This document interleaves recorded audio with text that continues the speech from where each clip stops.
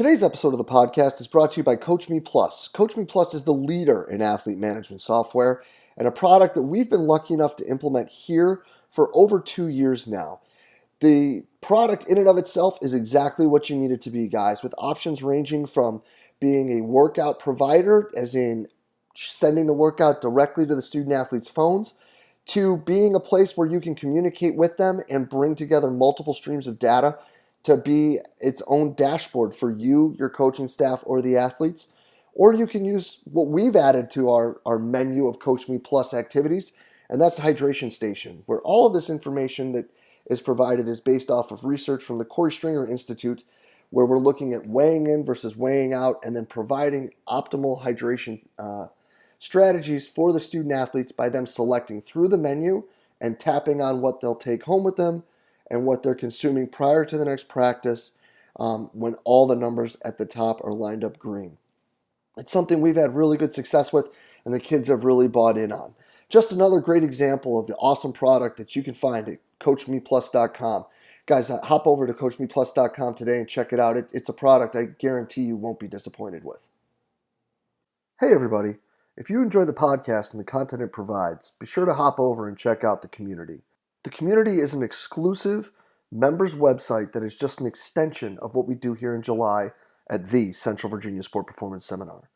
What it is a combination of video lectures, a coach's corner with your Monday morning take-home information, and a forum where you can talk about anything and everything related to the field of strength and conditioning. In the community, you'll find content added each month from some of the top practitioners in the world, ranging from PhDs to high-level coaches, bringing you exactly what they're doing with their athletes or their research at the present moment. On top of that, an additional discussion by coaches bringing you that Monday morning information, things that you can add to your training program right away. Tying that in with the opportunity to discuss with coaches around the world in the forum on anything and everything from the topics addressed in these presentations to whatever you're seeing in your daily life as a coach. If this sounds like the right thing for you and your staff, go ahead and hop over to cvasps.com/community and try it out for 48 hours for just $1. If you like it, you're signed up, ready to roll, and you're jumping into all the great content added each month. If not, feel free to go ahead and cancel at any time. No questions asked. We're really excited about what we're building in the community and hope you are too. Go ahead and hop over to cvasps.com/community and check it out today. To the first podcast here at Central Virginia Sport Performance, www.cvasps.com. We're here today with Cal Dietz from the University of Minnesota talking about the last article he had up Monday, an insider's look at Coach Dietz's programming. Coach, thanks for taking a little time and being on here with us. Jay, thanks for having me. I appreciate it, and thanks for letting me here and write this article to post on your site and have some interaction with people. The thoughts they're bringing up are pretty good ones. Awesome. Well, let's get right to it. Let's talk about the article here, and more importantly, this sports squat that we're talking about. Give us a little background where it came up with this idea, and what the actual preference you have towards using it in the time of the year. But what does this bring us different? Because we do talk a little bit about the Olympic and the powerlifting squat here in the article. What is the benefit that we're going to see with the kids that we're working with implementing this means? Well, my original finding on this was with Dr. Michael Yassis, and I probably should have posted that in the article, but and I'm sure he'll bust my chops a little bit on that. But I know Doc has squatted like this for many, many years and had his athletes because the specificity involved of joint angles and so forth. Doc, being a biomechanist, looks at every particular joint and every particular action that's going on. That was my first findings, and came to the realization that the plyometrics that I do often takes place in this fashion. So why wouldn't I want to transfer the sport into this movement? Now, I originally thought that I can't squat like this year round, so I guess the best answer for me was to use both methods, and then eventually it came to a point where, well, then when and how do I utilize them to make them more effective for my athletes? And being the sport back squat, and I just call it the sport back squat because it works into my programming. Because I'll just my other squat, obviously, main one would be the back squat, and that's I would say more of a kind of a bastardized powerlifting or Olympic lifting squat in some effect. Some athletes have it a little different based upon their body type, which we'll talk about a little later maybe. But ultimately, the hopes with the sport back squat was to get the most benefits to transfer into the sport performance for that particular athlete that I can get. So basically, it essentially became a narrower stance squat. So because my thinking was your feet are underneath you when you run and jump, and you're trying to apply force in that range of motion. And then the hopes is, so if you had a wider stance back squat, which I do a lot of the times, I found that as soon as I transferred into the narrower stance or my sport back squat, I found that the athletes were able to, again, get better results on the track, better results on the ice, because this is where usually most of the movements start, so with your feet underneath you. Right. Well, that's awesome. And Doc actually spoken about that quite a bit with me. And kind of piggybacking into what you say, let's talk about, you said you use kind of a bastardized version of the Olympic and the powerlifting squat based on the athlete. Let's talk about that just real quick before we get into more of the hows and whys of implementing the other. When you look at these kids, with the guys that you work with and the women you work with, at the U, what do you look at to determine that, and what do you see with these different types of kids? Like, what leads them one way or the other, or what leads you one way or the other in how you have them squat? Yeah. Well, the biggest thing is the body structure. I've found often that, let's say you take, for example, a Colton Iverson, who I coached, a basketball athlete, 6'11", 7 foot. And what happens with a 7 foot basketball athlete, and let's say he's got a very long thigh bone and then a short torso on a relative scale based upon ratios. The problem with that is I can't force him into let's say a narrow stance front squat, let's say maybe more of an Olympic style, because his center of gravity with where his hips at when he goes to squat will be so far back, and to keep the balance with the short torso, he's going to have to lean so far forward. So realistically, that's not even an effective exercise for him, because it becomes more of a balance in squatting and a circus act than it does applying force in the form of a squat method, so that he can transfer his force into a jumping or running exercise. So, if I have a short hockey player that's a 5'6", 180 pounds, but he's got short, stubby legs, he can front squat all day. But a tall 7 foot basketball player, sometimes with a long thigh bone, so is gonna struggle, and you're trying to shove a round peg into a square hole, essentially. So you just realistically need to transfer or use the exercises, to me, most effective to get the transfer of sport into your athlete. So ultimately, I guess it just becomes you looking at the biomechanics and what's working for the kid and what's not working for a kid. And usually you can spot it right away as you look at what exercise seemed to work for the athlete and what doesn't. Right. And I'm sure you've seen that, Jay. Oh, yeah. The tall guys do tend to have a little bit difficulty handling a barbell, on their back. But that kind of brings us down to the last paragraph of the article we were talking about, where Bondarchuk actually says that, depth really doesn't matter. And let's talk about that a little bit, where, when he looked at his throwers and, the guys arguably some of the most strong, explosive athletes that we'll see, around, looking at joint angles and things like that, that really what it comes down to is that depth isn't as important as many of us in the field tend to make it out to be.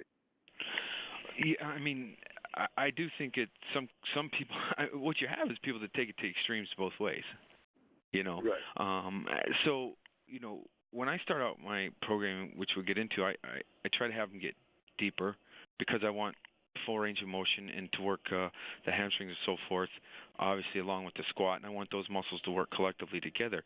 But as I get into a higher, let's say, sport back squat, for example, then I'm not so worried as much about the depth because, again, my hockey athletes, my throwers, when they accelerate, if you look at the first 2 or 3 steps of when they accelerate, that's the angle that their joints, when the foot slams down and hits the ground, that's the angle of acceleration. That's where they're at.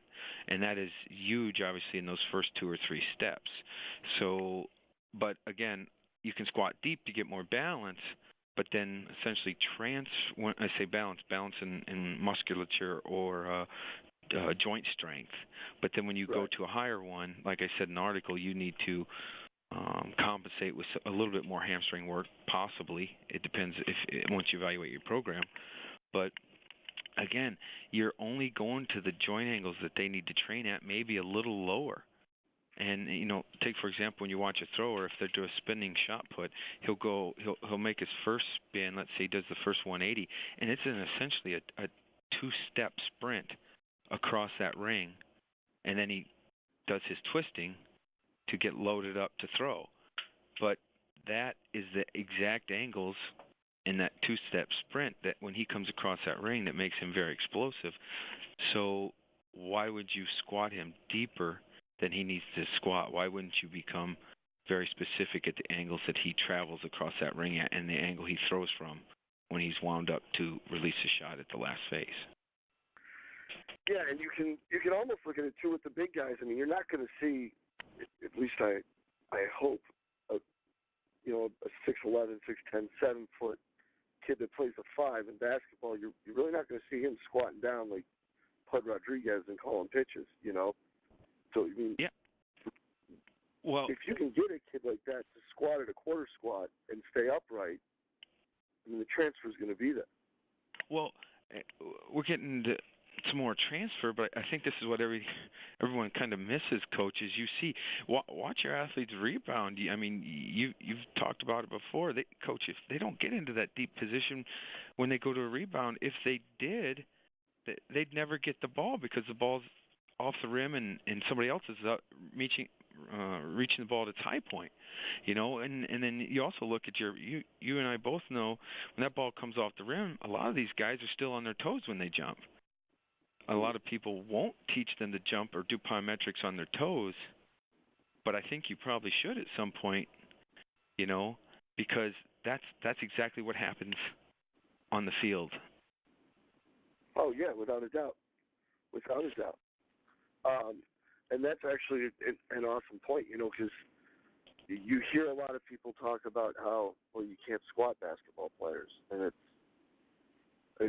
we do, and for the most part, after talking with Doc, we moved a ton of our squatting in, and it's been really high. I mean, compared to what people would say would be an Olympic or a powerlifting squat, but we do a bunch of comparable work, if we want to call it the posterior chain, just so that we can sound, like we're in with the fad phrase that's being tossed around.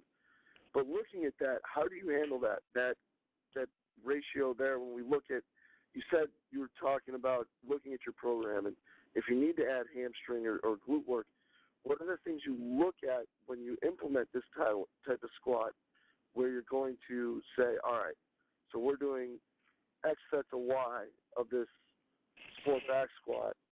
We know that we need to get the hip extension work on top of that, the knee flexion work, the hamstring, the hip muscles. What are you looking at when you prescribe that specific scenario? Well, I usually add you can do it two ways. Obviously, add an exercise, which may be the case, and I do like the glute ham. Okay, and what I'll do is I've done an oscillatory glute ham at the extension phase, which would be very complicated to explain. Maybe we can I have the video up. Maybe I can send you just a post so people can take a look at it. I find that's effective. And then also I call it the glute bar lift, which a lot of people will call it, I think Brent Contreras, is that his name, Jay, correctly? Yeah, Brent Contreras, yes. Contreras, yeah. The lift that he did with the bar across the hips, I feel that's great. So I'll either add some exercises like that and or just add some volume to the ones that are already in the program. So, yeah, go ahead. No, that's awesome. And it's great to hear that because, I mean, we really, both of those, the glute ham, just in general, the different ways of implementing it, I mean, that could be almost like a 3-hour conversation. And then, that hip thrust, or you called it the barbell glute lift, that Brett Contreras kind of, I guess you could almost say, popularized or invented almost, is really a fantastic exercise of looking, just because of how it's displacing the pelvis through movement, which is really all it comes down to. Sure. I mean, to me, I've seen some great transfer with that exercise for any extension sport, and then obviously, it ties in, like I said, into the hamstrings, and then up through the rib cage and the core training. To me, I have some 180-pound kids using 465 with that. And for reps, and you should see them. It's pretty impressive. And you talk about core development when you're doing that exercise. I mean, I think that's a huge benefit for my track athletes, especially. That's where I saw the transfer. So then, again, I always state that track is one of these sports that are measurable, and when you see transfers of that sport, then you know it's going to work into the other ones. Yeah. And the glute ham can be endless amount of different combinations and tempos and exercises. So to add all this to your training, then or just your training arsenal. Okay, I mean it's very important, and the variations are big too. So then you just look at all the variations and see which one is more realistically following what happens in sports, and that's how you want to peak your particular programming model, so that the most specific ones look like what's going on in the sporting field. Awesome. Well, let's go ahead and dive into a couple of these questions. We had a couple of people post. Really, one that is kind of a common one between the two of them is how are we looking to move from an Olympic or a powerlifting squat to the sport back squat? Is it an exercise where there is like some form of benchmark in the other two exercises that we would want to see before we look to move to the sport back squat? Yeah. As far as strength goes, well, let me back up. So for peaking this particular movement, the sport back squat with a more narrow stance, what I found, Jay, is that a good guideline, I would say, would be between 3 and 6 weeks to get some great results with this particular type of changing into your program with this particular type of implementation. Now, but the difference between 3 and 6, let me back up here. If you have a athlete that is, let's say, weak as a kitten, okay, but you have 8 or 10 weeks to train this particular athlete, I found that I will get them strong with, let's say, your Olympic style or your powerlifting or some type of version of the squat for the first part of the program. And if they are weak, obviously, if you take a look at, let's say, Zatorsky's explosive strength deficit, you could actually keep measuring them. But a good rule of thumb is they need to get strong for as long as possible. So if you got them for 10 weeks, let's say the first 7 weeks, they need to get strong. Keep getting them as strong as possible, okay? So if you like the older style back squat or the different type of back squat than the sports back squat, you would go for the first 7 weeks to get them as strong as possible. And then the last 3, you transfer over for 3 weeks of the sport back squat, okay? Now, you'll even find that their strengths go up because you're not going as deep, okay? So that sports back squat will be effective. Now, if your athlete is a seasoned athlete, I find that the longer you can spend at the sports back squat, let's say if you got a 10-week training cycle, then I would go 3 to 4 weeks of training the regular back squat, then transfer your athlete for the last 6 into the sport back squat, because you'll receive the most benefits with your more advanced athlete that's already strong. So to answer the question, with that, again, the more experienced and the stronger your athlete is, the longer you can spend at your peaking with the sport back squat. Okay, so, and again, I do like between 3 and 6 weeks, 3 minimum, 6 weeks. Now, I'm contemplating this year with spending some of my athletes a majority of the season into the sports back squat. So maybe download weeks I do the regular back squat. But again, there's all these variables. Let's say if you, for example, you want me to talk more about the peaking, Jay? Keep going? Yeah, that's great. All right. So let's say, for example, my track team, if I'm going to peak them, now obviously we peak for Big Tens and Nationals. We've been able to win 5 out of 6 Big Ten titles, so we feel very confident with our peaking method on these guys, and that's the coaches recruiting great athletes too, but these guys are hitting some pretty good PRs.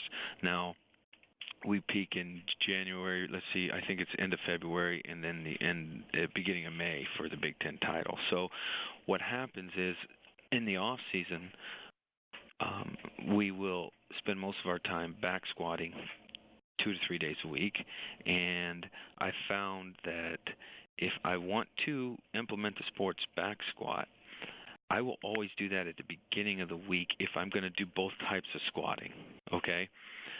So, and then my deeper squat, let's say my regular back squat, will be implemented at the latter part of the week with more high volume training in my programs, okay? So let's say that would be October through December.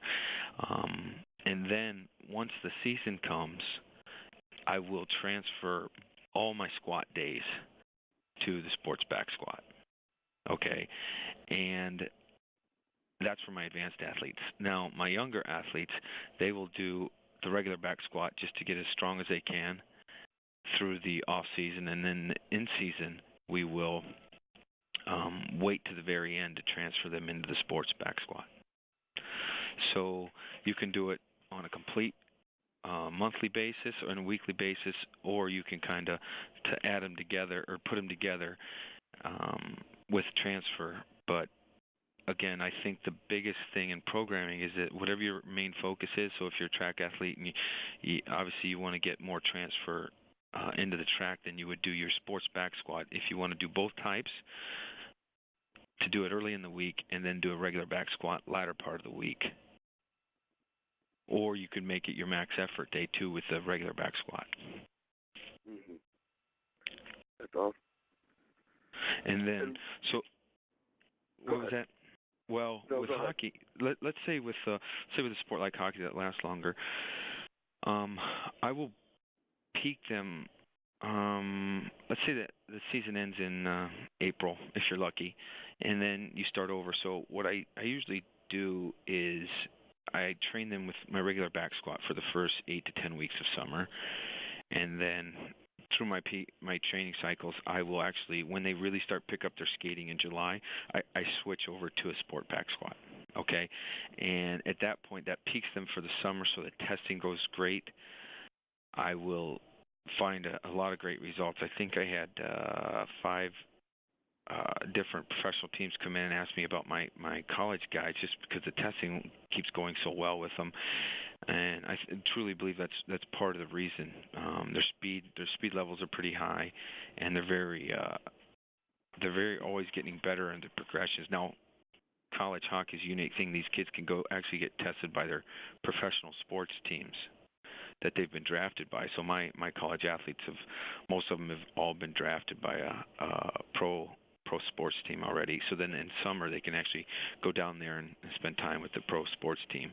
It costs them money, my athletes, but ultimately they can do that for people not recognizing or understanding hockey. But so then I do my sports back squat for peaking at the end of the summer, and then I'll turn around and readdress my regular back squat with deeper back squats during the beginning of the season, and then once about November, December comes, I switch over to my sports back squats, and we spin that the rest of the year for my hockey players. So I can say 3 to 6 weeks of peaking, but ultimately sometimes it comes down to 2 or 3 months. Right. Well, when they're playing, the hockey guys are playing 3 games a week for the most part, correct? Yes. So it's almost like you need it for a constant peak, especially with the competition and the pressure that's on the kids in Minnesota. I mean, they are kind of the hockey team's kind of the state's pride and joy there. So yeah, yes, no question. And I find that when they start skating so much, they'll try to, if we're doing a regular back squat, they'll try to get higher because their legs are just beat up. And I find that also in your programming during high volumes of sport activity that the sport back squat doesn't beat them as up because you're not going as deep. Okay, and because if they're fatigued, they're going to fight you on going for the depth. Right. So that's almost a model that anyone utilizing any team sport can follow. Is that if you're in these situations where you're playing a lot of games, there's look to an exercise like this in order for your athletes to continue to improve throughout the season, to continue to get faster and more explosive, and not beat them up. As opposed to sitting there and trying to tell these kids to get to full depth and wearing them out and fighting these battles and maybe not doing anything other than just frying their CNS. No, you're exactly right. And because once they get fatigued and let's say you go deeper into the squat position, I mean, to come out of there is pretty aggressive, especially on their nervous system, as you said. So you'll find that, again, they're more reactive in that position because, again, it's biomechanically more sound and they're stronger already for the higher back squat. Now, one thing I was contemplating is this year, I'm not sure how it will work, but so realistically, if you look at, let's say we start out with 6 weeks of back squat training and then we transfer into 6 more weeks for simplistic reasons of sport back squat, Jay, then actually the last 3 weeks of the training model, I was actually going to do basically a sports back squat jump. Because again, with somewhere around probably 20 to 30% of the original back squat max, we've seen many articles about how the max power's done it somewhere around 30% of your back squat with a squat jump. Okay, so I was thinking about doing a squat jump the last 3 weeks, a sport back squat jump the last 3 weeks for peaking in my sports model. And I believe that might be something that will turn out to be very effective in my peaking for my athletes. I actually played with a little bit this summer on some of my athletes to see where they would test at the end of the summer, and jumping results got greater, which, again, jumping results got greater because, again, it's more specific to what they do.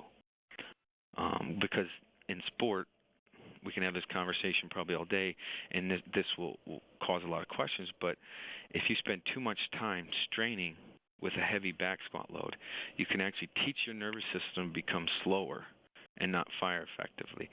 So what you do is get into the most explosive method you have, and that method would be go from a back squat to a sport back squat to a sport back squat jump. And actually, I'd probably pair that with even a lighter plyometric. So it would be the sport back squat jump, and then you'd get off that and go do a lighter, somewhat of a contrast method with another plyometric. And I think I'm going to do that with a few teams this year to see if that transfer works as well as I think it will. Well, above and beyond all, that just makes sense. Well, it's just, again, it all goes back to the speed of the movement. I mean, you're trying to get closer to the speed of the movement, and rarely does anything that we do in sport, in the weight room, seem to mimic the speed at which it happens out on the field or the court or the ice. So you're mimicking, like Doc says, Doc Yes says, you're mimicking the joint angles and the speed at which all these things happen. So I don't know, Jay. It may be something you want to look at or try, especially with these experiments. You try with a lot of red shirts. You know what I'm saying? Yeah. Or people. You do have to crack a few eggs to make an omelet once in a while. So the experimentation process with these types of athletes can be very, very useful. So. Oh, without a doubt. And then I don't know if I mentioned it in the article. One of the coaching points to the sport back squat, Jay, was. Again, I truly believe athletes need to drive their feet through the ground. And I'm not sure if that was mentioned, but you'll hear a lot of coaches in the powerlifting world say, hey, you have to drive with your hips when you're doing, let's say a really wide stance back squat. And I don't disagree. That's what you need to do for powerlifting. But for sports, everything goes through the feet, the transfer of force. So one of the coaching points is that I always have to make and reiterate with my athletes is that they drive through the ground with their feet while doing the back squat, sport back squat. Okay, this is where you'll see more transfer. Then,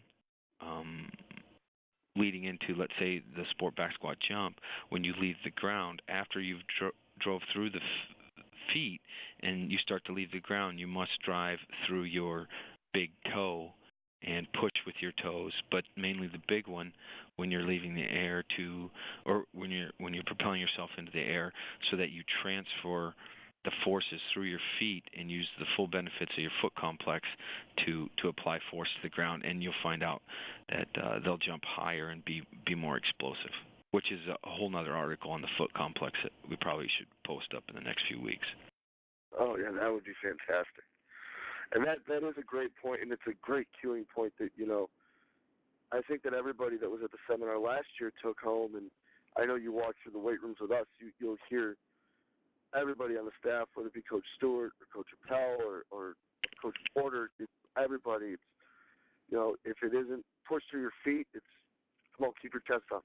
That's the only other thing that you hear people yelling, and it's, you can really see in how the kids are moving better just by simply having them refocus what they're doing instead of thinking of, it merely is hip extension as it is them trying to move the floor away from the bar.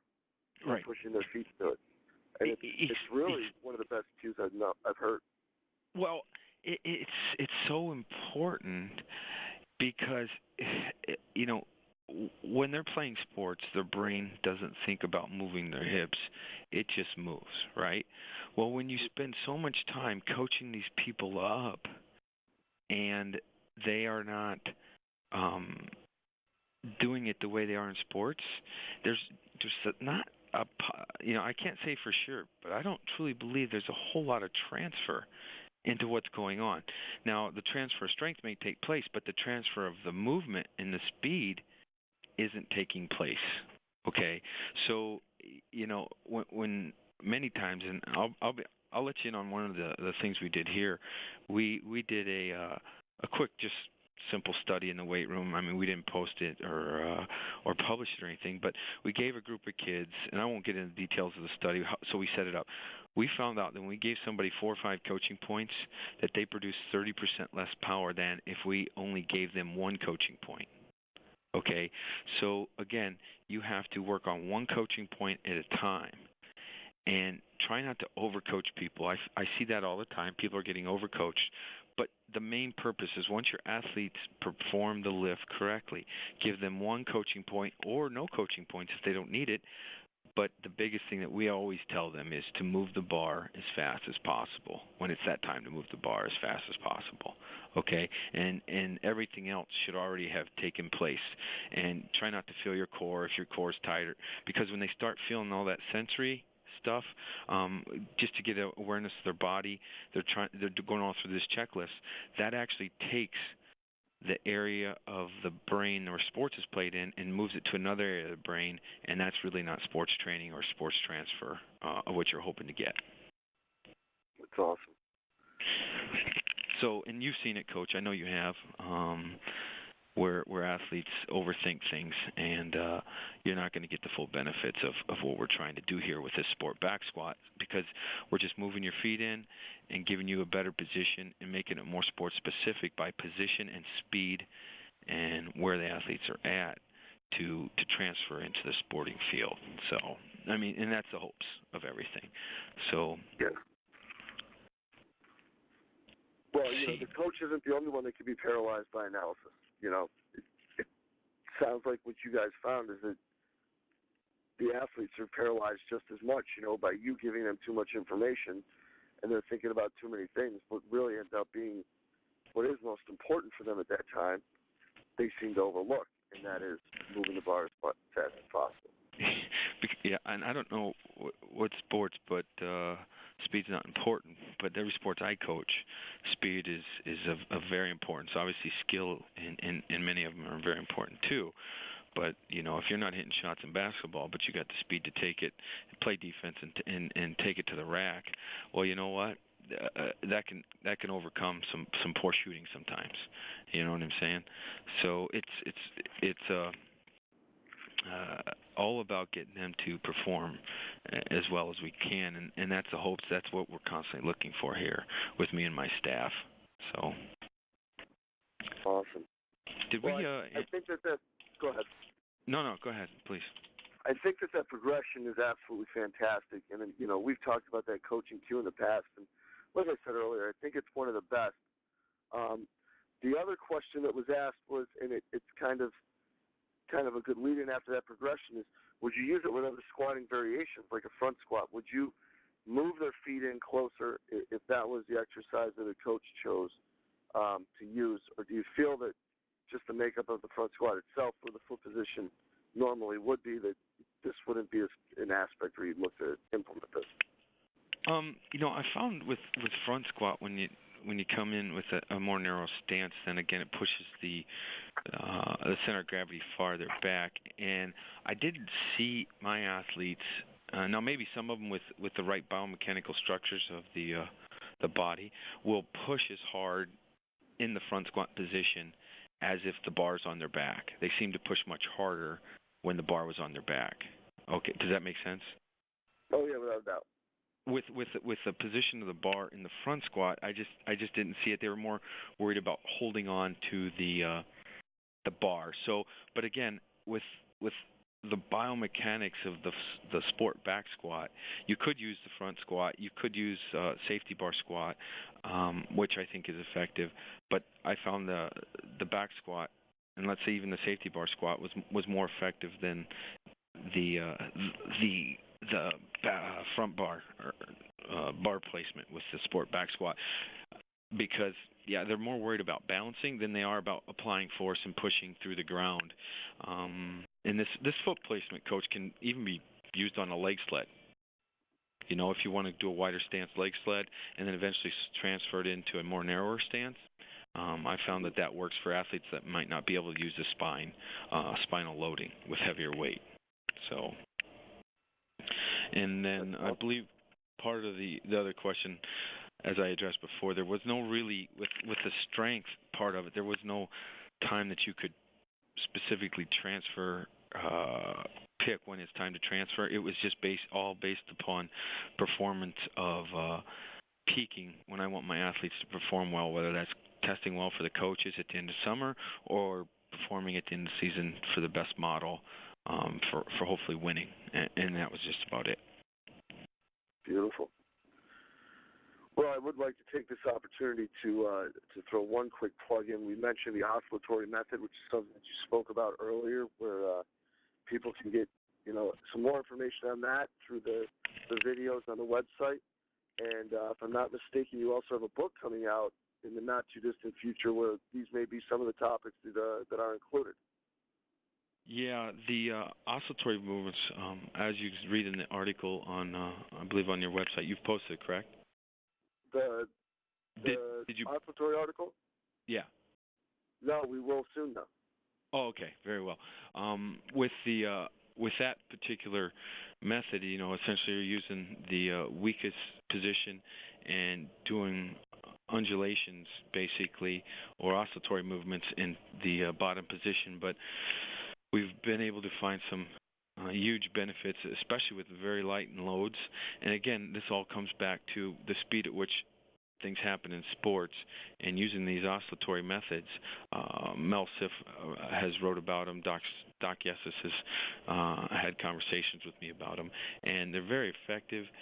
We use them in practically every muscle group and almost every movement at a particular time of the year. And the biggest thing is just, again, realistically during the peaking phase and the last 3 to 6 weeks of your sports performance, because you can use lighter loads, because that's the speed at which sports is played at in those light and loads. And yes, it seems to be very effective. And I will we're putting that loading model in my book.